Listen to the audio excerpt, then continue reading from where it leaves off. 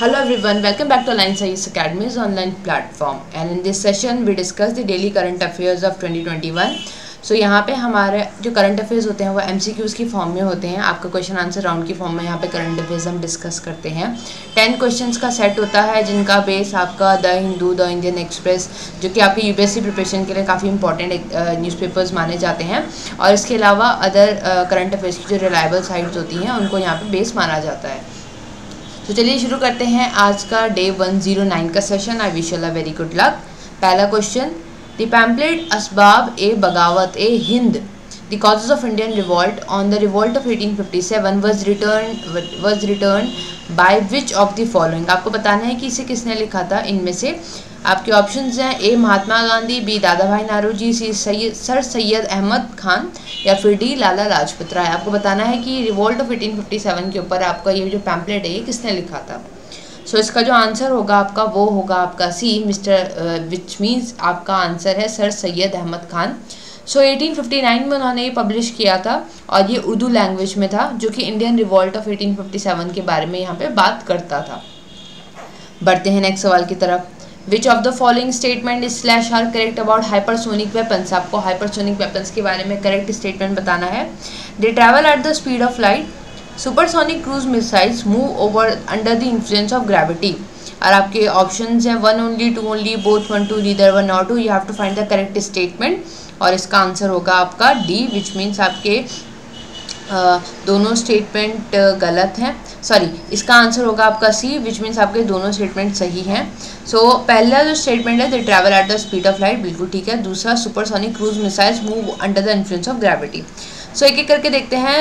Hypersonic जो आपके weapons होते हैं ये बहुत फास्ट ट्रैवल करते हैं देन मैक 5। ये यहाँ पे बात कर जाए, मतलब ये स्पीड ऑफ साउंड से इतने 5 टाइम्स फास्टर ट्रैवल करते हैं, और ये तो काफ़ी हद तक आपकी जो क्रूज मिसाइल्स हैं उनकी जैसी मानी जाती हैं। इसमें एरोडायनेमिक लिफ्ट्स होते हैं जैसे एयरप्लेन्स में होते हैं, और ये इसमें होता है। बाकी यहाँ पे मैन्यूरेबल री एंट्री व्हीकल्स भी लॉन्च करे गए हैं जैसे बैलिस्टिक मिसाइल्स होगी, but whereas ballistic missile are high above the atmosphere, manoeuvrable re-entry vehicles are put on the trajectory that leads them to re-enter the atmosphere fairly quickly। तो ये difference बता रहा है कि आपके जो बैलिस्टिक्स मिसाइल्स होते हैं वो एक आर्क में रखे जाते हैं जो कि आपका एटमॉस्फेयर से काफ़ी ऊपर होता है, जिस वजह से कम चांसेस होते हैं कि वो एटमॉस्फेयर में री एंटर कर पाए। लेकिन मैन्यूरेबल जो होते हैं आपके व्हीकल्स, ये आपकी ट्रेजेक्ट्री मोशन में होते हैं जिसके अकॉर्डिंग वो फिर से आपका एटमॉस्फेयर में एंटर कर जाते हैं।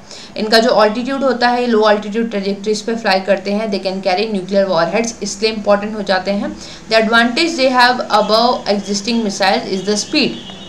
सो अबव जो इससे पहले तक हम यूज़ कर रहे हैं उसमें इसमें आपको एडवांटेज ये मिलेगा स्पीड का। Next question, dash made Heron medium altitude long endurance drone is carrying out the round the clock surveillance over the LAC in the mountainous terrain and will send the crucial data and images to the command and the control centre. आपको बताना है, ये simple सा है कि ये heron जो drones हैं ये कौन बनाता है। USA, इसराइल, रशिया, फ्रांस, और इसका जो आंसर होगा आपका वो होगा आपका बी, विच मीन्स आपका इसराइल इसे बनाता है। सो एडवांटेज क्या है इस ड्रोन के, जैसे आप इसमें देख सकते हैं यहाँ पे LAC में सर्विलांस में इसका यूज़ किया जा रहा है। सो ये आपका जो बॉर्डर मैनेजमेंट है उसमें आपको यूज़फुल होगा। कैसे, तो यहाँ पे रियल टाइम कन्वीनियंस है, उसके अलावा टारगेट एक्विजिशन है, target movement of track movement of people, illegal activities को ट्रैक करना with video feed, high quality video feed. यहाँ पे थर्मल डिटेक्शन कैमराज भी आप इसमें माउंट कर सकते हैं। इसके साथ साथ हम इसे 100 फीट ऑल्टीट्यूड्स पर भी रख सकते हैं जहाँ पे can cover the broad swath of land, quickly detected activities that might be missed by the fixed और मोबाइल ग्राउंड सेंसर्स। सो हम इसे इतने ऑल्टीट्यूड पे भी सेट कर सकते हैं जहाँ पे क्या पता जो अदर एक्टिविटीज़ हो वो मिस हो सकती हैं। Drones are more time efficient, cheaper to deploy than helicopters. So यहाँ पे ये बोल रहे हैं कि ड्रोन्स आपके चीपर भी होंगे और टाइम एफिशिएंट माने जाते हैं, और ये एक तरीके का आपका इनविजिबल सिक्योरिटी एपरेटस प्रोवाइड भी करता है स्टेट बाउंड्रीज पे, सिक्योरिटी फोर्सेस के लिए काफ़ी हेल्पफुल है। अगला सवाल, विच among of the following is not sharing it's borders with Turkey, Bulgaria, Syria, Ukraine, Georgia. आपको बताना है इसमें से कौन आपका टर्की के साथ बॉर्डर शेयर नहीं कर रहा है। सो इसका जो जवाब होगा वो होगा आपका सी, मीन आपका यूक्रेन। सो ये आपका क्वेश्चन, ये आपका एक आर्टिकल आ रखा था द हिंदू में, जहाँ पे ये टर्किश फॉरेन पॉलिसी के बारे में बात कर रहे हैं, जो कि ऑटोमन फुटप्रिंट्स के बारे में बोल रहे हैं कि अब की जो टर्की है वो उसकी जो फॉरेन पॉलिसी है वो ऑटोमन एम्पायर की जैसी होती जा रही है। सो इम्पॉर्टेंट हमारे लिए फिर इसकी जोग्राफिकल लोकेशन हो जाती है, बाकी तो ये पॉलिटिकल नेचर का है। तो यहाँ पे हम देखेंगे ये आपका ये रहा टर्की, इसकी कैपिटल है अंकारा। ये बल्गारिया शेयर कर रहा है, आपका जॉर्जिया शेयर कर रहा है, आपका यहाँ पे सीरिया भी शेयर करता हुआ दिख रहा है, इराक भी दिख रहा है, यूक्रेन हमें थोड़ा उधर दिख रहा है इसलिए यहाँ पे ये शेयर नहीं करेगा। बीच में आपको रशिया दिख रहा है इसलिए ये नहीं हो सकता। याद रखिएगा यहाँ पे ब्लैक सी है तो टर्की ब्लैक सी के साथ भी बॉर्डर शेयर करता है, इसके साथ साथ ब्लैक सी के साथ बल्गारिया करता है, रोमानिया करता है, आपका यहाँ पे रशिया भी दिख रहा है वो भी करता है, जॉर्जिया भी करता है। अच्छा आप इसमें बताएंगे यूक्रेन तो हमें दिख गया, और इस तरफ भी अगर आपकी कोई कंट्रीज है तो आप उसे मैप में ज़रूर देखिएगा। दूसरा सवाल, Marib was in news recently found in, आपको बताना है मरीब जो अभी न्यूज़ में था ये कहाँ है, ये शहर किस देश में है, Oman, Saudi Arabia, Kuwait, Yemen, और इसका जो जवाब होगा वो होगा आपका D which means Yemen. So यहाँ पे आपने देखा होगा 165 Marib rebels Yemen rebels killed near Marib. So यहाँ पे इनको मारा गया है, तो इसलिए आपको याद रखना है कि मरीब जो प्लेस है ये आपका यमन से रिलेट करता है। Which among of the following is slash are correct? Nihang is an order of Sikh warriors. They are characterized by the blue robes, acquainted arms such as sword and spears, and decorated turbans surmounted by skilled coats. और आपके option है 1 only, 2 only, both 1 2, neither 1 or 2। आपको बताना है निहांग्स के बारे में क्या सही है क्या गलत है। इसका जवाब होगा आपका सी, दोनों सही है। तो यहाँ पे आपने ये आर्टिकल देखा होगा द हिंदू में, जहाँ पे एक brutal murder of a Dalit Sikh man by a group of Nihangs. So फिर हमारे लिए इंपॉर्टेंट हो जाता है कि किस तरीके के ग्रुप है, क्योंकि आपको एक रिलीजन के अंदर ही अलग अलग ग्रुप देखने को मिल रहे हैं। तो यहाँ पे जो वर्ड निहांग है पर्शियन में इसका मतलब होता है एलिगेटर, स्वॉर्ड एंड पेन।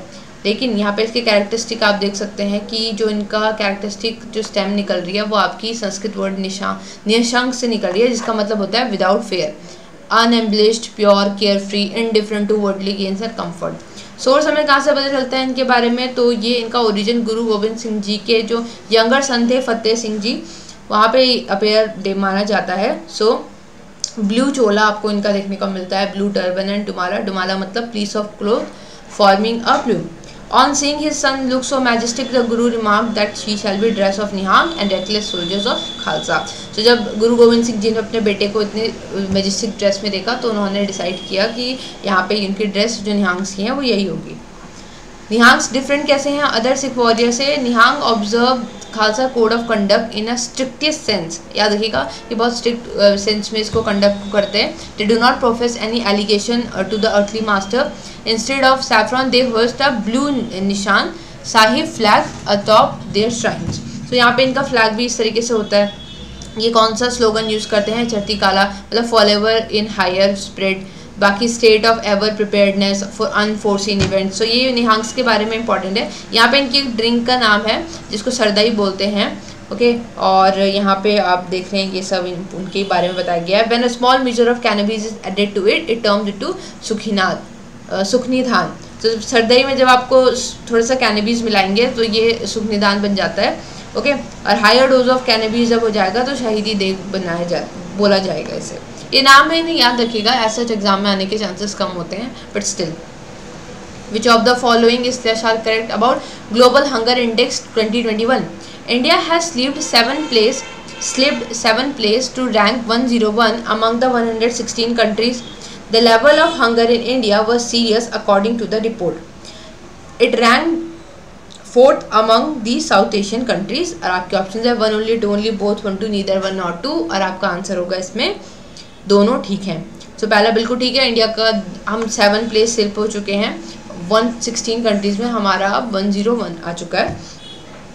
इसके अकॉर्डिंग हम सीरियस कंडीशन में हैं। साउथ एशियन में हम 4th नंबर पे आते हैं। Only 15 other countries rank below India on the index.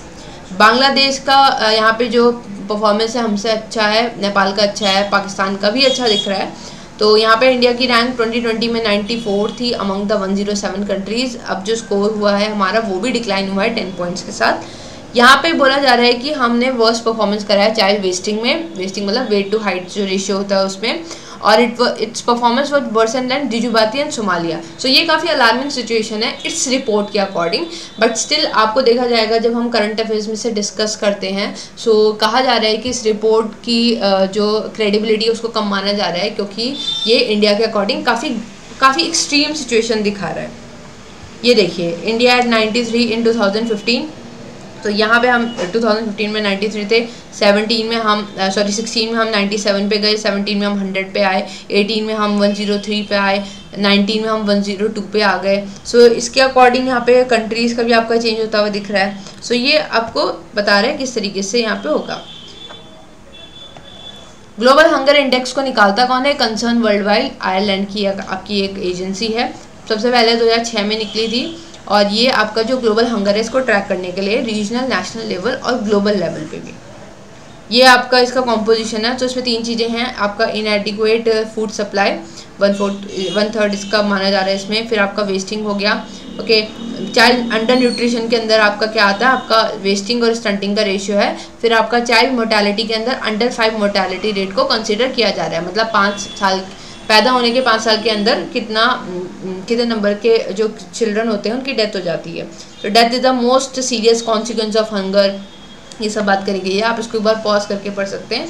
याद रखिएगा इसमें वेस्टिंग है, स्टंटिंग है और मोर्टेलिटी भी दी गई है, अंडर न्यूट्रिशन भी दिया गया है ये। और फिर उसके फीचर्स आगे बता रखे हैं, 3 डायमेंशन है, inadequate food supply, child under nutrition.